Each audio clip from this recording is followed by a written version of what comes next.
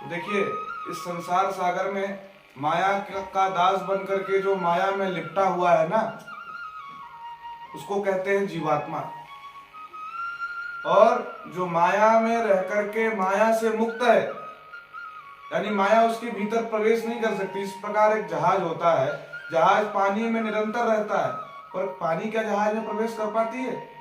अगर प्रवेश कर लिया तो जहाज डूब जाएगा। उसी प्रकार जो इस संसार में रह करके संसार जिनके भीतर प्रवेश न कर पाए, उसका नाम है महात्मा। और जो माया को अपने इशारे पर लगाए नचाए, उसका नाम है परमात्मा। तो तीन श्रेणियां होती हैं। देखिए, पहला जीवात्मा, दूसरा महात्मा और तीसरा परमात्मा। तीन श्रेणियां होती हैं। तो इन महात्मा का काम क्या होता है? महात्मा जो होते हैं वो जीवात्मा से भी जुड़े होते हैं और परमात्मा से भी जुड़े होते हैं। इसको एक सामाजिक दृष्टांत समझिए। जिस प्रकार कन्या पक्ष और वर पक्ष का जब विवाह होता रहता है, तो एक बीच वाला व्यक्ति होता है ना, वो वर पक्ष में जाएगा तो कन्या के गुण गाएगा, कन्या पक्ष में जाएगा तो वर के गुण गाएगा।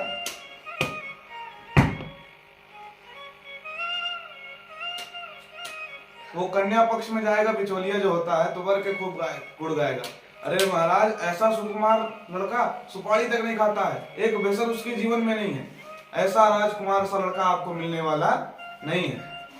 और वही महात्मा, वही बिचौलिया जब कन्या पक्ष में जाएगा, जब वर पक्ष में जाएगा तो कन्या की खूब बड़ाई करेगा।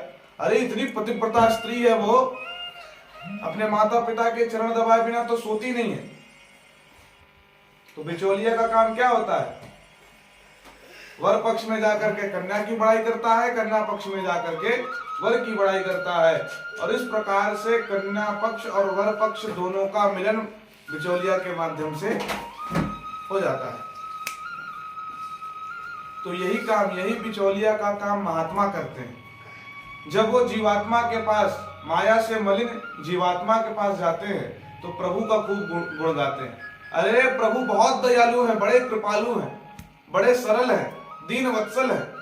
कैसा भी पतित पावन हो, प्रभु उसको तुरंत अपने हृदय से लगा लेते हैं।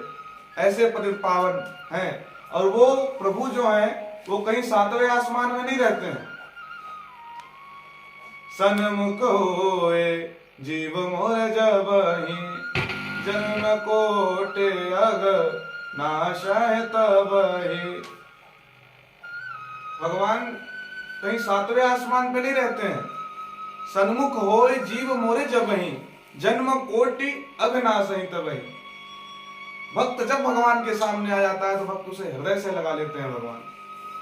ऐसे पतित पावन भगवान है। तो जब वो मध्यस्थ व्यक्ति, जिसे हम सामाजिक व्यवहार में बिचौलिया कहते हैं, वो जब जीवात्मा के पास जाता है तो परमात्मा का गुणगान गाता है, और जब परमात्मा के पास बैठता है तो जीवात्मा की व्यथा सुनाता है। हे प्रभु, ये जीव बड़ा ही दुखी है, पतित पावन है, माया के चक्कर में भटक रहा है, माया का पुजारी बन गया है। कृपा करके इस अधम व्यक्ति को आप तारिए, क्योंकि ये अपने जीवन में कुछ नहीं कर सकता, पतन की ओर ही जाता जा रहा है। तो जीवात्मा के पास जब बैठते हैं तो परमात्मा के गुण गाते हैं, और परमात्मा के पास जब बैठते हैं तो जीवात्मा की व्यथा सुनाते हैं, और व्यथा सुन करके भगवान प्रसन्न हो जाते हैं, और कथा सुन के जीव आनंदित हो जाता है। और ऐसे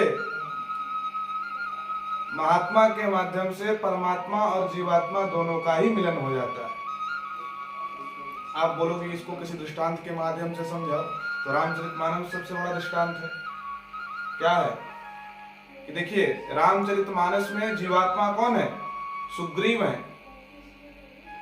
सुग्रीव है जीवात्मा, और परमात्मा कौन है? राम जी महाराज। पर इन दोनों को मिलाने वाला महात्मा भी तो कोई होगा। बिना महात्मा के आप परमात्मा से मिले नहीं सकते हो। तो इन दोनों को मिलाने वाला महात्मा कौन है? अनंत बलवंत हनुमंत लाल जी महाराज और हनुमान जी महाराज की। वैसे आप देखें तो सुग्रीव के जीवन मानस में सुग्रीव की बड़ी निंदा मिलती है, जहां देखो वहां भागते रहे। क्या, जब बाली ने मारा तो ऋषिमुख पर्वत पर भागे, और राम जी को देखा तो हनुमान जी से कहने लगा, पठई बाल होई मन मैला, भागो तुरत तजो ये सैला। हनुमान जाकर के पता लगाओ कि ये दो राजकुमार कौन है, और यदि वो बाली के भेजे हुए दूत होंगे तो इशारा कर देना, मैं यहीं से भाग जाऊंगा। तो निरंतर भागने की बात चलती रहती थी इनके मन में।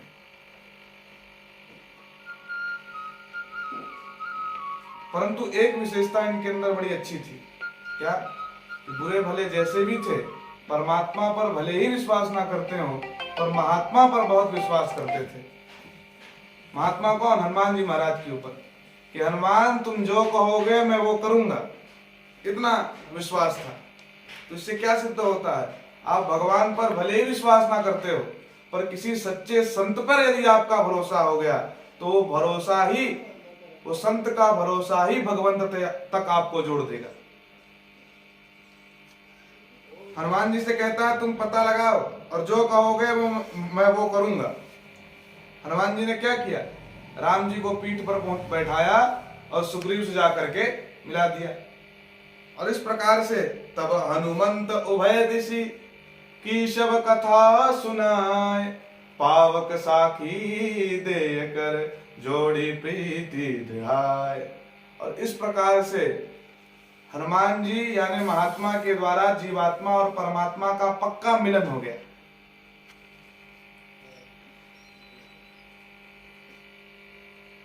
इसलिए हमारे और आपके जीवन में महात्मा का होना बड़ा इंपॉर्टेंट है।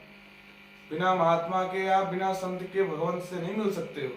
वो बीच के एक परमात्मा की बात आपको बताएंगे नहीं, परमात्मा के गुण जब तक आपको नहीं सुनाएंगे तब तक आपके हृदय में परमात्मा के प्रति प्रेम जागेगा ही नहीं।